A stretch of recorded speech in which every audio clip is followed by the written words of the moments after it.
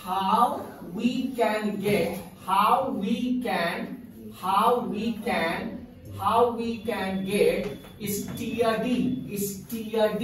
steady flow of current, how we can get steady flow of current, है ना, ध्यान से समझिए, how we can get steady flow of current। steady का मतलब क्या होता है बच्चों? steady का मतलब होता है continuous, है ना, steady का मतलब होता है continuous।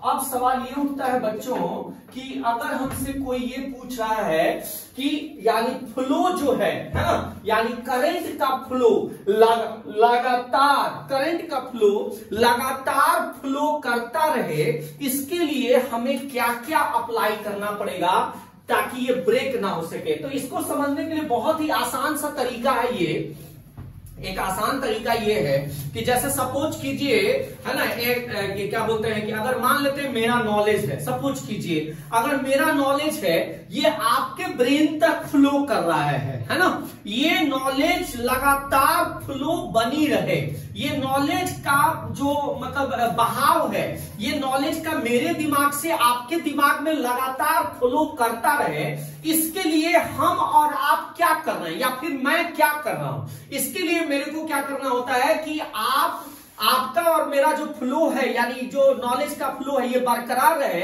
इसके लिए सबसे इंपॉर्टेंट है डिफरेंस। डिफरेंस का मतलब यानी अगर आज आपसे थोड़ा ज्यादा हम जानते हैं तभी ना मेरा नॉलेज आप तक फ्लो हो रहा है, अगर आप जितना जानते हैं उतना ही अगर हम जान जाए तो क्या ये नॉलेज का फ्लो होगा या आप बर्दाश्त करेंगे? नहीं करेंगे। कहीं ना कहीं हम जो भी पढ़ाएंगे आप उसमें क्या करेंगे? क्रैश करेंगे। क्यों? क्योंकि अब लगभग आप पैरेलल हो जाते हैं। नहीं तो वही सेम चीज का होता है। जैसे सबसे इंपॉर्टेंट पहला क्या है? डिफरेंस। जैसे एक ग्लास भरी हुई है, सपोज कीजिए एक ग्लास भरी हुई है और एक ग्लास दोनों जो है भरा हुआ है, दोनों ग्लास एकदम अप टू ब्रीम, गर्दन तक दोनों ग्लास भरी हुई हो, और अगर आपको कोई कहे कि क्या एक गिलास का पानी दूसरे गिलास में डालना है, तो is it possible to just drop the one water from one glass to the another one? No, it is not possible. Because of what? Because there is no difference of the water level into the both glasses. So that's why no one water can be replaced to the another one, है ना? Because both are similar to their content. यानी दोनों में मात्राएं similar हैं, जिसकी वजह से आपका एक गिलास का पानी दूसरे गिलास में नहीं जा सकता, तो डिफरेंस नहीं है। लेकिन वही एक गिलास भरा हुआ है और एक गिलास अगर थोड़ा डिफरेंस है, यानी अगर थोड़ा सा कम है, तो आप उसमें क्या कर सकते हैं? यानी आप पानी उसमें डाल सकते हैं। क्यों? Because there is a difference. तो सबसे पहला और सबसे इंपॉर्टेंट कंटेंट है कि कहीं ना कहीं हमें डिफरेंस को मेंटेन करना पड़ेगा, तभी जाकर किसी भी फ्लो को यानी किसी भी चीज को बहता हुआ हम कंटिन्यूअस बनाए रख सकते हैं। अगर डिफरेंस नहीं है तो आप कंटिन्यूअसली फ्लो नहीं करा सकते। मेरी बात समझ में आ रही है? तो एक डिफरेंस चाहिए। तो यानी पहला आपका आंसर में कोई भी पूछेगा तो आप क्या बोलेंगे? पहला टू मेंटेन पोटेंशियल डिफरेंस। यानी सबसे इंपॉर्टेंट क्या है कि हमें सबसे पहले पोटेंशियल डिफरेंस को मेंटेन करना पड़ेगा। पहला दिमाग में रखिएगा कि जब तक डिफरेंस नहीं होगा तब तक आपका फ्लो जो है, हमारा नॉलेज का फ्लो आप तक या आपका मतलब आपसे भी जूनियर तक, ये फ्लो बंद हो जाएगा जब तक हमारे बीच में डिफरेंस ना हो। डिफरेंस है तभी फ्लो है, डिफरेंस नहीं है तो फ्लो नहीं होगा। तो ये डिफरेंस हमारा जब तक मेंटेन, जैसे आपका टॉर्च है, नहीं आप बैटरी यूज करते हैं, मोबाइल का बैटरी यूज करते हैं, तो इसका मतलब है कि आपने चार्ज कर दिया, फुल हो गया, तो अब वो क्या होगा? धीरे धीरे खाली हो रहा है ना, क्योंकि आप यूज कर रहे हैं, कहीं एक जगह उसका इस्तेमाल कर रहे हैं और वो पूरा अभी बंद पड़ा था, आपने इस्तेमाल करना शुरू कर दिया और ये जो बैटरी पूरा जो चार्ज था वो कहां हो रहा है? कहीं तो यूज हो रहा है, तो धीरे धीरे वहां तक फ्लो हो रहा है। नहीं, और जैसे ही आपने चार्ज जो है सो मतलब कंटिन्यूअसली चार्ज नहीं कर रहे हैं, आप उस बैटरी को पूरा का पूरा डिस्चार्ज करें, तो क्या आप फ्लो होगा? क्या आपका मोबाइल ऑन होगा? नहीं होगा। तो बहुत इंपॉर्टेंट है कि हम डिफरेंस को मेंटेन करें। इसी कारण से आपका मोबाइल का 2-3 खुट्टी या जो भी बैटरी का लेवल होता है, जैसे ही डाउन होता है, जैसे ही नीचे होता है, आप तुरंत उसको प्लग इन करते हैं और उस डिफरेंस को फिर से ज्यादा कर देते हैं ताकि हमारा मोबाइल प्रॉपरली वर्क कर सके। So the main topic is to maintain the difference if you wanna see the flow, यानी अगर आप फ्लो चाहते हैं तो we must maintain the difference. समझ में आ रहा है? तो पहला ये है, और इस पे हम लोग को अभी बहुत लंबा क्लासेस होगा क्योंकि this is the most important part of this chapter, क्योंकि इसी डिफरेंस पर आपके ओम साहब का नाम आएगा, आप है ना, difference, that is the most important part of this chapter, that is the Ohm's law, है ना, और वहां से क्वेश्चंस कंफर्म आता ही आता है। तो दूसरा आपका आता है to maintain circuit, to maintain the circuit.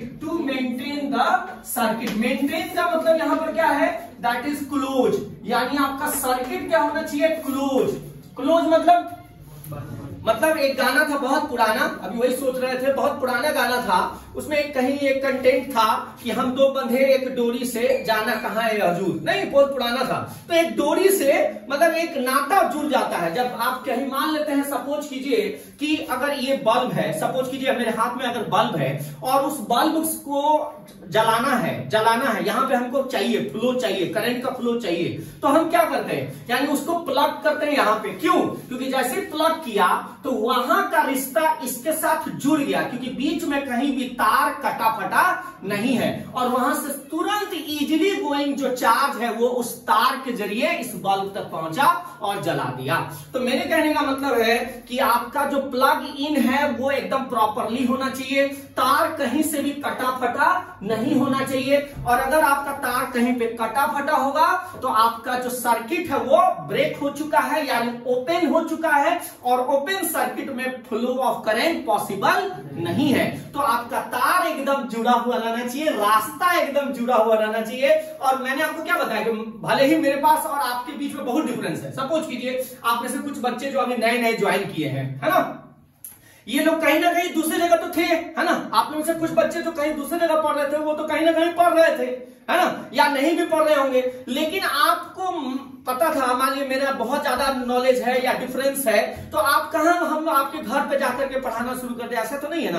आप यहाँ पे आए ना, आप जब इस क्लासरूम में आ गए तो एक सर्किट में आ गए, यानी जब भी 3 बजे आप लोग आते हैं तो 3 बजे आए, और जैसे ही 3 बजा तो अब एक सर्किट में आ गए, एक पाथ में आ गए, और यहाँ पे अब नॉलेज का फ्लो हो रहा है। अब यहीं पर से कोई उठ करके एक बच्चा बाहर चला जाए तो जो अभी फ्लो हो रहा है क्या उसे मिल पाएगा? नहीं मिल पाएगा। क्यों? क्योंकि उसने सर्किट ब्रेक कर दिया, उसने सर्किट ओपन कर दिया और यहां से वो निकल गया। सो दैट्स व्हाई वहीं पर आपका फ्लो रुक जाएगा। तो अगर आप चाहते हैं कि बहाव लगातार बनी रहे तो 2 बात का ध्यान देना हो। एक तो वो नाता, वो रास्ता, वो तार कनेक्टेड रहना चाहिए, कहीं से कटा फटा नहीं होना चाहिए, और दूसरा आपके और हमारे बीच का डिफरेंस भी बरकरार रहना चाहिए। So if you want to see a continuous flow of the current, if you want to see a continuous flow of the charge in the wire, there must be 2 points what you have to remember that. And the first one is to maintain the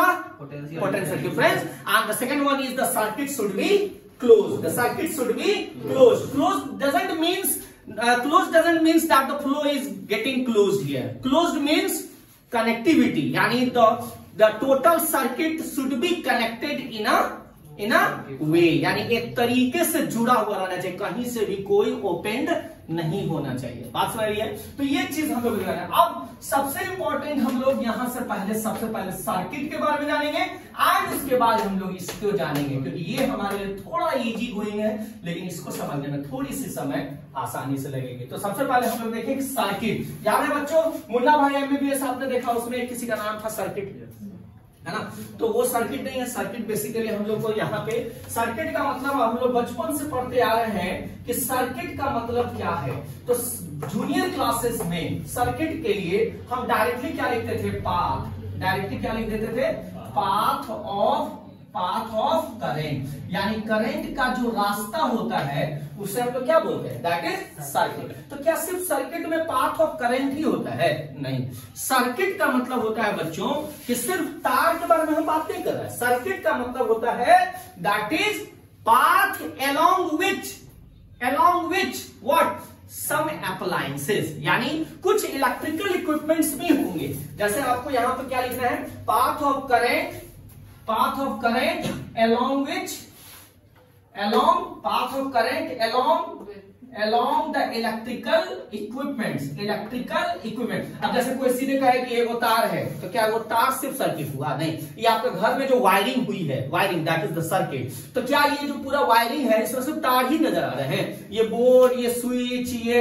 indicator, ये fan, ये और भी सारे जो आपके MCB, क्या ये सारे चीजें ना, जब भी हम लोग घर में वायरिंग कराते हैं तो सिर्फ हमारा कॉइल तार लिखाया जाता है? नहीं ना, पाथ नहीं लिखाया जाता है। यानी तार तो रहेगा ही रहेगा, लेकिन इसको कंट्रोल करने के लिए भी जो चीजें हमें चाहिए वो सब मिलकर वायरिंग का रूप लेता है, वो सब मिलकर एक सर्किट का रूप लेता है। तो यानी path of current along the electrical equipments, along the electrical equipments। electrical equipments में कौन कौन आ जाएंगे? लाइक जैसे आपका सेल आएगा या सोर्स आएगा, है ना? करंट कहां से ला रहे हैं आप? Cell, source. वायर चाहिए, है ना? वायर चाहिए, है ना? स्विचेस चाहिए, है ना? स्विचेस चाहिए। आपका अप्लायंसेस चाहिए, है ना? अप्लायंसेस, थोड़ी सी स्पेलिंग अगर गलत लिखने का मन करे तो थोड़ा भांग दीजिए, है ना? अप्लायंसेस चाहिए, है ना? तो cell, source, wire, switches, appliances, ammeters, that the device which is helps to measure the current and something like that, है ना? And etc. So all that electrical equipment, that's MCB, है ना? तो जैसे very good, that is the most important, that is fuse, क्योंकि ये जो fuse है यही तो हमारा कहीं ना कहीं पूरे अप्लायंसेस को बचाता भी है। तो path of current along the electrical equipments like the cell, source, wire, fuse, switches, appliances and the ammeters etc, है ना? So that constitutes what? That constitutes electric circuit. Got it? So now the circuit diagram is very much important. If it is given that some of the appliances like these are given, then how you are going to represent the diagram? नहीं, तो वहां पर कैसे हम लोग diagram represent करेंगे? क्या हम लोग एक पेपर पर वो होल्डर लगाकर बल्ब कसेंगे? ऐसा तो नहीं होगा, कागज में तो ऐसा कर नहीं सकते। तो how we are going to represent that? So there are so many symbols representing the different